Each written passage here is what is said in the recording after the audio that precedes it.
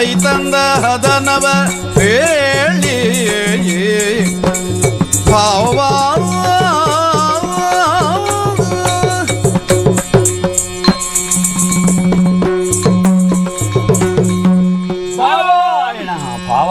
ಈಶ್ವರ ಭಾವ. ಏನು ಭಾವ?